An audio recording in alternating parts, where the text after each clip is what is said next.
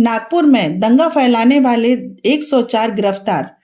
नुकसान की भरपाई दंगाइयों से होगी, नहीं तो चलेगा बुलडोजर, देवेंद्र फडणवीस ने कहा प्रेस वार्ता में।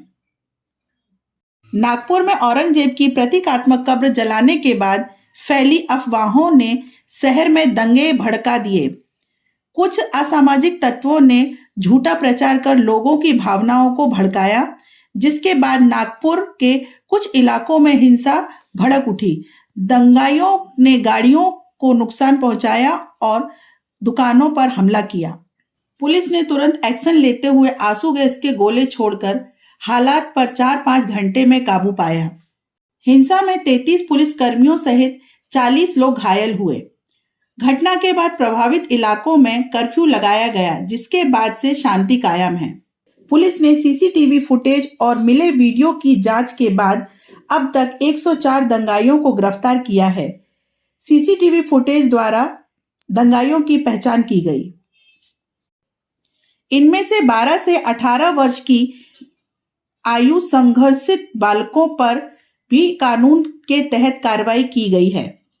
सोशल मीडिया पर भड़काऊ पोस्ट करने वाले पुलिस के रडार पर हैं। अब तक 68 आपत्तिजनक पोस्ट डिलीट किए गए हैं। दंगाइयों से नुकसान की भरपाई की जाएगी। जरूरत पड़ने पर उनकी संपत्ति बेचकर नुकसान पूरा किया जाएगा। सरकार प्रभावितों को नियमों के तहत मदद देगी। 7 दिन के भीतर सहायता पहुंचाने की कोशिश की जा रही है। पुलिस पर हमला करने वालों पर कठोर धाराएं लगाई जाएंगी। जब तक कड़ी सजा नहीं मिलती, तब तक कार्रवाई जारी रहेगी। पुलिस ने सीसीटीवी फुटेज और मिले वीडियो की जांच के बाद अब तक 104 दंगाइयों को गिरफ्तार किया है। सीसीटीवी फुटेज द्वारा दंगाइयों की पहचान की गई। सोशल मीडिया पर भड़काऊ पोस्ट करने वाले पुलिस के रडार पर हैं। अब तक 68 आपत्तिजनक पोस्ट डिलीट किए गए हैं। दंगाइयों से नुकसान की भरपाई की जाएगी। जरूरत पड़ने पर उनकी संपत्ति बेचकर नुकसान पूरा किया जाएगा। हाँ, देख रहे हो।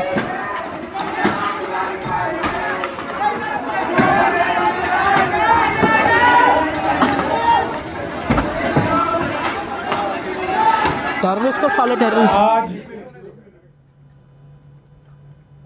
जो नागपुर में दंगाइयों ने जिस प्रकार से दंगा किया, उसके बारे में एक वरिष्ठ स्तर की बैठक मैंने की है। हमारे सहयोगी मंत्री बावनकुळे जी भी उसमें उपस्थित थे। किस प्रकार की घटनाएं हुई, उन घटनाओं में अगर कोई लैप्सेस थे तो वो क्या थे, उन घटनाओं को किस प्रकार से रिस्पॉन्ड किया गया और घटनाओं के बाद अभी तक क्या कार्रवाई की गई, इसकी पूरी जानकारी मैंने प्राप्त की है। मेरे अपने कुछ ऑब्जर्वेशंस उस संदर्भ में थे, वो भी मैंने पुलिस आयुक्त और जो वरिष्ठ अधिकारी थे उन सबके सामने रखे हैं। मूल रूप से ये घटना जिस दिन घटी उस दिन सुबह औरंगजेब की एक प्रतीकात्मक कब्र जलाई गई और उसको जलाने के बाद कुछ लोगों ने उसके बारे में कंप्लेंट भी की।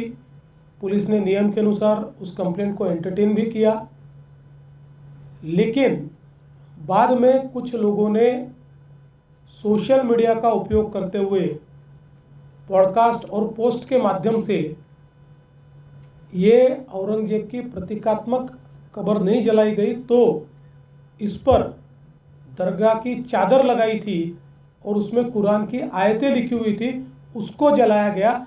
इस प्रकार का एक झूठा प्रचार किया और लोगों की भावनाओं को भड़काने का काम किया। शाम के समय नागपुर के कुछ इलाकों में लोग जमा हुए और दंगाइयों ने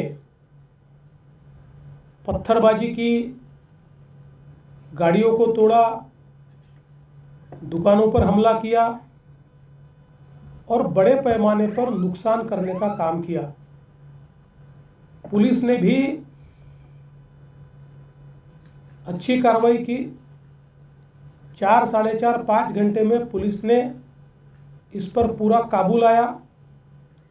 उसके लिए आंसू गैस के गोले छोड़ने की बात हो या अलग अलग प्रकार से जो कार्रवाई करनी पड़ती है वो सारी कार्रवाई पुलिस ने की, जिसके कारण इसको काबू में लाया गया। इसमें बड़े पैमाने पर पुलिस घायल हुई। पुलिस के हमारे डीसीपी लेवल के 3 लोग और कुल मिलाकर 33 पुलिस के लोग और कुछ सिविलियंस और सारे कुल मिलाकर 40 लोग इस प्रकार से इसमें घायल हुए। उसके बाद पुलिस ने इन इलाकों में कर्फ्यू भी लगाया। अभी उस दिन के बाद इन इलाकों में कोई घटना नहीं घटी है, शांति है। लेकिन जो सीसीटीवी फुटेजेस हमारे पास उपलब्ध थे, अलग अलग लोगों ने वीडियोस दिए थे, उन वीडियोस को भी एनालाइज किया गया। पत्रकारों ने भी पुलिस के पास कुछ वीडियोस दिए, उसको भी एनालाइज करने के बाद जो दंगई है उनकी पहचान कर ली गई है। 104 लोगों को अभी तक पहचान कर पकड़ा गया है, जिसमें 92 लोगों को अरेस्ट किया है। 12-18 साल के अंदर के विधि संघर्षित बालक है, उनको उस कानून के तहत उन पर कार्रवाई की गई है। और जब तक आखिरी दंगई को पकड़ा नहीं जाता, ये कार्रवाई रुकने वाली नहीं है। ये कार्रवाई चलती रहेगी। लगातार एविडेंस आ रहा है, उस एविडेंस के आधार पर ये कार्रवाई यहाँ पर चल रही है। ये भी तय हुआ है कि ये जितना नुकसान दंगइयों ने किया है, इसका पूरा हिसाब निकाला जाएगा और ये पूरा नुकसान उनसे वसूल किया जाएगा। और अगर वो नुकसान के पैसे नहीं भरते हैं तो उनकी प्रॉपर्टी को बेचकर ये नुकसान भरपाई की जाएगी। किसी भी हालत में इस प्रकार से किसी को दंगा करके दूसरे को नुकसान पहुंचाने की इजाज़त नहीं दी जाएगी। जिनकी गाड़ियों का नुकसान हुआ है, सरकार उनको मदद करने वाली है।